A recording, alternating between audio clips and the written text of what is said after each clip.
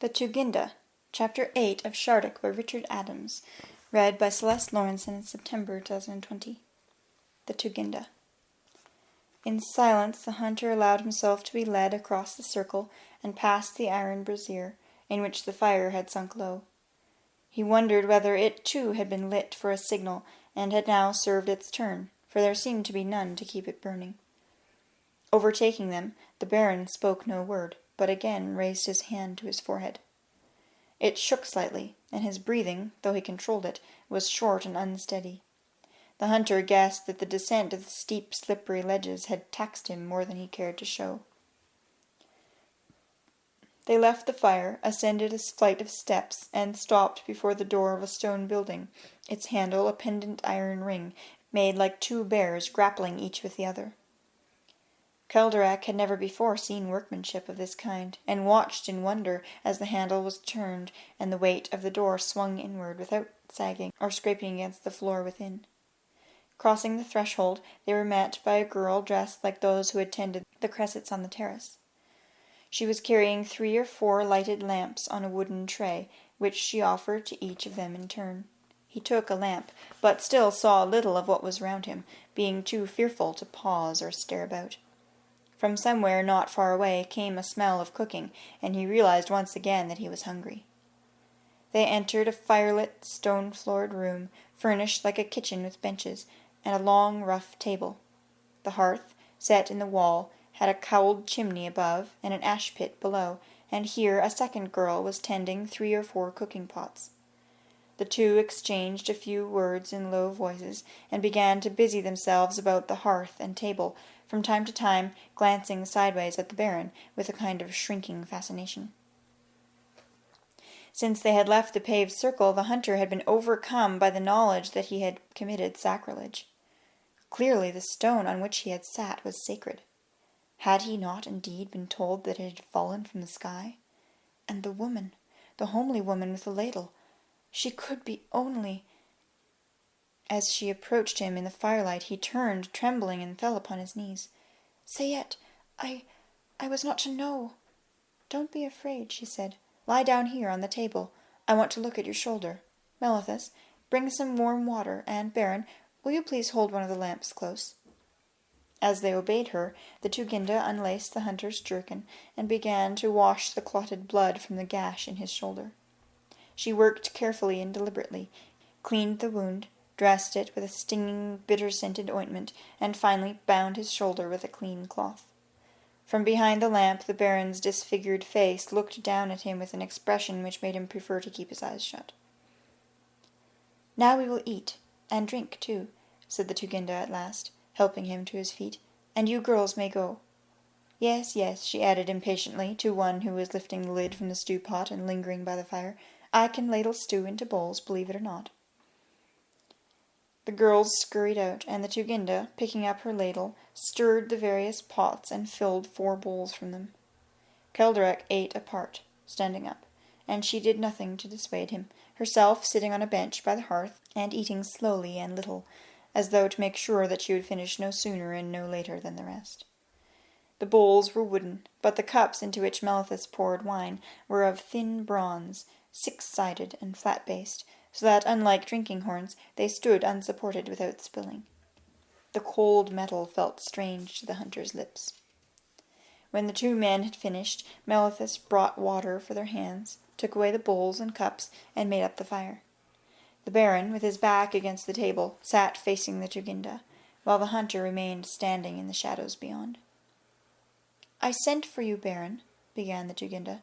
"As you know, I asked you to come here tonight." "You have put me to indignity, Sayet," replied the Baron. "Why was the fear of Kiso unloosed upon us? Why must we have lain bemused in the darkness upon the shore? Why—" "Was there not a stranger with you?" she answered, in a tone which checked him instantly, though his eyes remained fixed upon hers. "Why do you suppose you could not reach the landing-place? And were you not armed?" "I came in haste. The matter escaped me. But in any case, how could you have known these things, Sayet?" "No matter how. Well, the indignity, as you call it, is ended now. We will not quarrel. The girls who carried my message to Artelga, They have been looked after. It is hard to reach Ortelga against the current. They were tired. I said they should remain there to sleep. She nodded. My message, as I suppose, was unexpected, and you have made me an unexpected reply, bringing me a wounded man whom I find sitting alone and exhausted on the Terrath stone. Say it.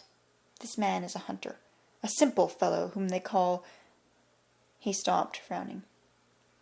I know of him, she said. On Ortelga they call him Keldrek Play with the Children. Here he has no name, until I choose. Belcotrazette resumed. He was brought to me tonight on his return from a hunting expedition, having refused to tell one of the Shendrins whatever it was that he had seen. At first I treated him with forbearance, but he would say nothing. I questioned him, and he answered me like a child. He said, I have found a star. Who will believe that I have found a star? Then he said, I will speak only to the Tuginda. At this I threatened him with a heated knife, but he answered only, It must be as God wills. And then, in this very moment, Sayet, arrived your message. So, thought I, this man who has said that he will speak only to you, who ever heard of a man say this before? Let us take him at his word, if only to make him speak. He had better come to Kiso too, to his death, as I suppose, which he has brought upon himself. And then he sits down upon the Terrath stone, God help us, and we find him face to face and alone with yourself. How can he return to Ortelga? He must die. That is for me to say, while he remains on Kiso. You see much, Baron, and you guard the people as an eagle her brood. You have seen this hunter, and you are angry and suspicious because he has defied you. Have you seen nothing else from your eyrie on Ortelga these 2 days past? It was plain that Belcotrazette resented being questioned, but he answered civilly enough. The burning, Sayet. There has been a great burning. For leagues beyond the Teltherna the jungle has burned. All yesterday it rained ashes on Kiso. During the night, animals came ashore from the river, some of kinds never seen here before. A Makati came tame as a cat to Malithus, begging for food. She feeds it, and then, following it to the water, finds a green snake coiled about the Terrath. Of whom are these the forerunners? At dawn, the brook in the high ravine left its course and streamed down over the ledges, but at the foot it gathered itself, flowed back into its channel, and did no harm. Why? Why were the ledges washed, Baron? For the coming of your feet, or my feet? Or was it for the coming of some other feet? What messages, what signs were these? The Baron slid his tongue along the jagged edge of one lip, and plucked the fur of his cape between his fingers, but answered nothing. The Tuginda turned to face the firelight and remained silent for some time. She sat perfectly still, with her hands at rest in her lap, her composure like that of a tree when the wind has dropped. At length she said, So I ponder and pray, and call upon such little wisdom as I may have acquired over the years, for I know no more than Malithus or Rantze or the girls what these things may mean. At last I send for you. Perhaps, it seems to me, you may be able to tell me something that you have seen or heard. Perhaps you may give me some clue. Meanwhile, if he should come, how should I receive him, he whom God means to send? Not with power or display, no, but as a servant. What else am I? So in case he should come, I dress myself like the ignorant, poor woman that God sees me to be. I know nothing, but at least I can cook a meal. And when the meal is ready, I go out to the Terrath to wait and pray. Again she was silent. Malithus murmured, Perhaps the High Baron knows more than he has told us. I know nothing, say it. But it did not occur to me, went on the Tuginda, that the stranger, whom I knew to be with you— She broke off and looked across the room to where Keldrek was still standing by himself away from the light. So, Hunter, you maintained to the High Baron's hot knife, did you, that you had a message for my ears alone? It is true, Sayet, he answered, and it is true also, as the High Baron says, that I am a man of no rank, one who gets his living as a hunter. Yet I knew, and know now, beyond doubt or gainsaying, that none must hear this news before yourself. Tell me, then, what you could not tell to the Shendron or the High Baron." He began to speak of his hunting expedition that morning, and of the undergrowth full of bewildered fugitive animals. Then he told of the leopard, and of his foolhardy attempt to pass it and escape inland. As he spoke of his ill-aimed arrow, his panic flight, and fall from the bank, he trembled and gripped the table to steady himself. One of the lamps had burned dry, but the priestess made no move, and the wick remained smoking until it died. "And then," said the hunter, "then there stood over me, where I lay, Sayet, a bear.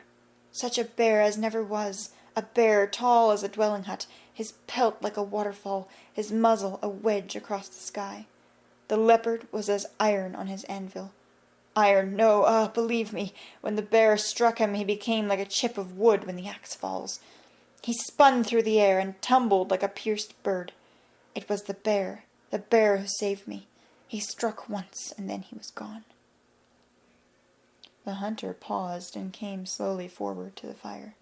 "He was no vision, Sayet, no fancy of my fear. He is flesh and bone. He is real. I saw the burns on his side. I saw that they hurt him. A bear, Sayet, on our telga. A bear more than twice as tall as a man." He hesitated, and then added, almost inaudibly, "If God were a bear." The priestess caught her breath. The baron stood up, tipping back the bench against the table as his hand clutched at his empty scabbard. "You had better be plain," said the Tuginda, in a calm, matter-of-fact tone. "What do you mean, and what is it that you are thinking about the bear?" To himself, the hunter seemed like a man setting down at last a heavy burden which he has carried for miles, through darkness and solitude, to the place where it must go. But more strongly still, he felt once again the incredulity which had filled him that morning on the lonely upstream shore of Ortelga. How could it be that this was the appointed time, here the place, and himself the man? Yet it was so. It could not be otherwise. His eyes met the shrewd, intent gaze of the Tuginda. "Sayet," he replied. "It is Lord Shardik." There was dead silence. Then the Tuginda answered carefully, "You understand that to be wrong, to deceive yourself and others, would be a sacrilegious and terrible thing. Any man can see a bear. If what you saw was a bear, O hunter who plays with the children, for God's sake say so now and return home unharmed and in peace. Sayet, I am nothing but a common man. It is you that must weigh my tale, not I. Yet as I live, I myself feel certain that the bear that saved me was none other than Lord Shardik." "Then," replied the Tuginda, "whether you are proved wrong or right, it is plain what we have to do." The priestess was standing with palms outstretched and closed eyes, praying silently. The baron, frowning, paced slowly across to the further wall, turned and paced back, gazing down at the floor. As he reached the Tuginda, she laid her hand upon his wrist, and he stopped, looking at her from one half-closed and one staring eye. She smiled up at him, for all the world as though no prospect lay before them but what was safe and easy. "I'll tell you a story," she said. "There was once a wise, crafty baron who pledged himself to guard Ortelga and its people, and to keep out all that could harm them, a setter of traps, a digger of pits. He perceived enemies almost before they knew their own intents, and taught himself to distrust the very lizards on the walls. To make sure that he was not deceived, he disbelieved everything, and he was right. A ruler, like a merchant, must be full of craft, must disbelieve more than half he hears, or he will be a ruined man. But here the task is more difficult. The hunter says it is Lord Shardik, and the ruler, who has learned to be a skeptical man and no fool, replies, absurd. Yet we all know that one day Lord Shardik is to return. Suppose it were today, and the ruler were in error, then what an error it would be! All the patient work of his life could not atone for it." Belka Trezette said nothing. "We cannot take the risk of being wrong. To do nothing might well be the greatest sacrilege. There is only one thing we can do. We must discover beyond doubt whether this news is true or false, and if we lose our lives, then God's will be done. After all, there are other barons, and the Tuginda does not die." "You speak calmly, say it," replied the baron, "as though of the Tendriona crop or the coming of the rains. But how can it be true? You have lived long years, baron, with the dead belt to strengthen today, and the tax to collect tomorrow. That has been your work. And I too have lived long years with my work, with the prophecies of Shardik and the rites of the ledges. Many times I have imagined the news coming, and pondered on what I should do if ever it were to come indeed. That is why I say to you now, this hunter's tale may be true, and yet speak calmly." The baron shook his head and shrugged his shoulders, as though unwilling to argue. "Well, and what are we to do?" he asked. "Sleep," she replied unexpectedly, going to the door. "I will call the girls to show you where." "And tomorrow?" "Tomorrow we will go upstream." She opened the door and struck once upon a bronze gong. Then she returned, and, going across to Keldrek, laid her hand on his sound shoulder. "Good night," she said, "and let us trust that it may indeed be that good night that the children are taught to pray for."